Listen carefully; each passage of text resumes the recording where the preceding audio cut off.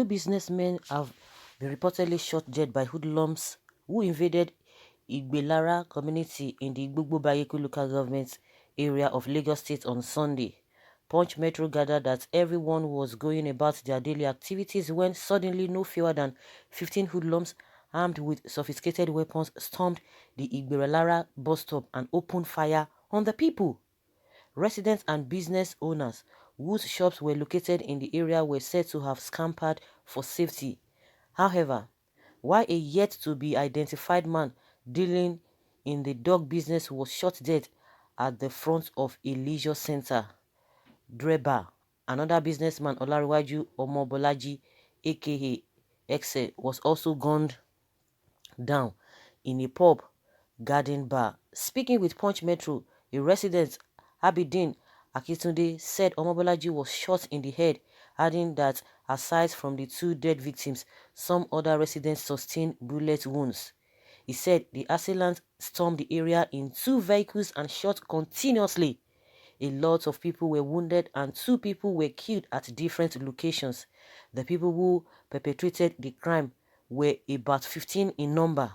They came with sophisticated weapons. There was no sign that they had a target because the moment they got to the Igbelara junction, they opened fire and kept shooting as they entered into the inner street leading to the garden bar. While shooting, they drove past the bar and went down the road. It was when they were returning that they shot one of the customers, Olanrewaju Omobolaji, in the head inside the garden bar. He died on the spot. Later, we gathered that another man who sold dogs close to the Dre bar on the Igbe Ginti Road was also shot dead at the front of the bar. A picture made available to Punch Metro showed Omobolaji's corpse on the floor in a pool of blood. Another resident, Sheyi Ismaila, while lamenting the insecurity in the area, said everywhere was tense when the hoodlums invaded the area around 4 p.m. He noted that it was not the first time shooting incident would happen in the community, says Punch. Okay, this news is coming from Punch. Okay, what do we call this? What's of National Human Rights Commission? They should go and stop those hoodlums, or they should go and summon them. Okay. NSAS results, may God have mercy on us. NSAS results, everybody will say NSAS. What is NSAS? So people should not protest. I don't get this. Because now everybody is saying NSAS, NSAS. So people ought not to have talked about the police brutality in the first place. Because I don't know why this whole thing is happening. In other countries, in other climate, in other environment, in other system, there is always protest here and there. It is only in Nigeria now you protest now. Hoodlums will come out. The hoodlums that the government or the system has created, they will begin to attack. They will tell you, don't go for this because some people hijack it. What? I don't even know the way we reason in this country. No protest, don't do anything. Everybody just keep quiet. So what are we talking about? People protested against police brutality and you are saying it is as a result of that. That is what is causing this whole thing. System is rotting in its own. Then you then go and tell us it's the NSAS protest that caused Boko Haram and S-men all over the place. The Fulani S-men that have been ravaging the country. It's as a result of NSAS. I don't understand the way people reason. Honestly, I don't understand it. The only thing people want in this country is just for you to be quiet. Continue to smile while you are suffering. Just be smiling. Don't even complain. Don't criticize. Just be there. Whether you survive it or not, just be there. That is the way they want this country to be rolling.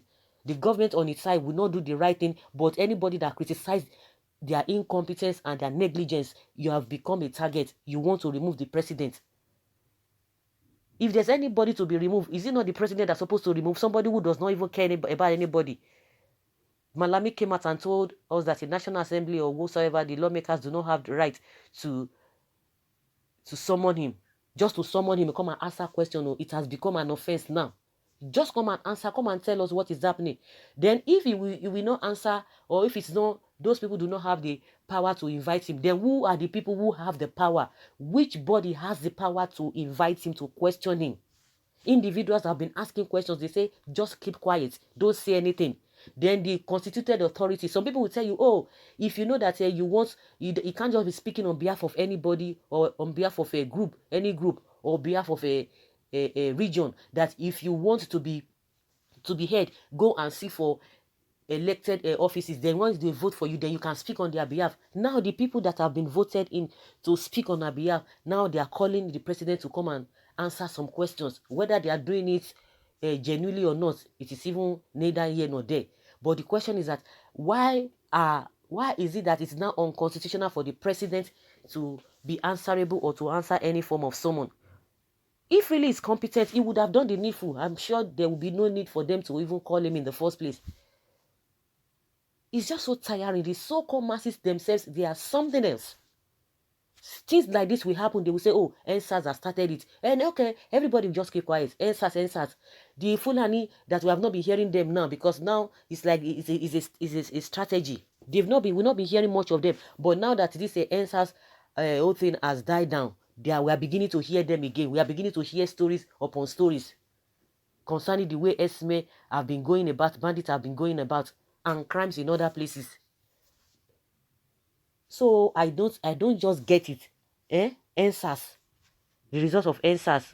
God will help you.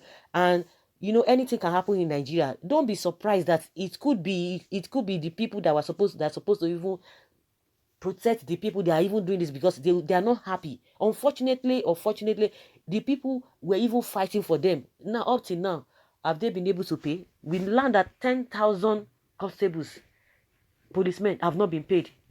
Then tell me for close to 6 months, tell me how they have been feeding.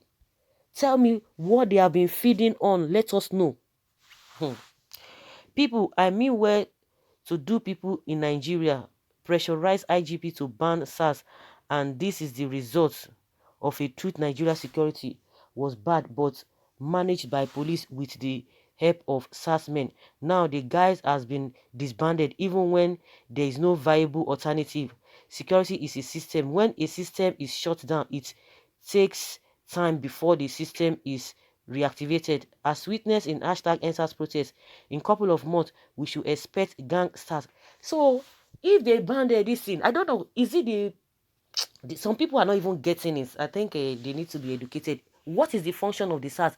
The SARS is just a unit of the police force to be able to do some specific jobs.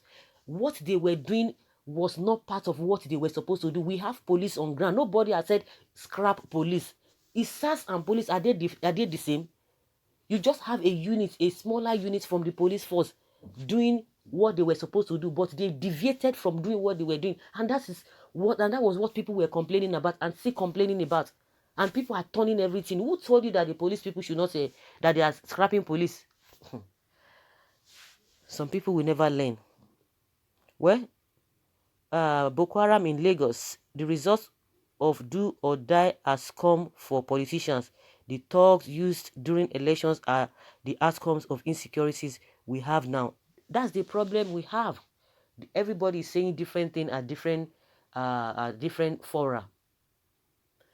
The question, and again, the problem still lies on the leadership. Because if we have a competent head, they will be able to put everything in perspective. Now tell us, police have not been paid, and those who are talking about police reformation, police welfare should be looked into, should be considered very well. They have done wrong. Now they have not even paid them, and some people will come out and be telling us what. So people ought not to have talked about police brutality. The people who were dying on the daily basis by the crude acts of this NSAS, you know, that was what people wanted. If we have good leadership, they will put and nip all of these things in the bud. It's unfortunate, guys. It's unfortunate. Let's hear your opinion. Leave your comment below and let's know your thoughts.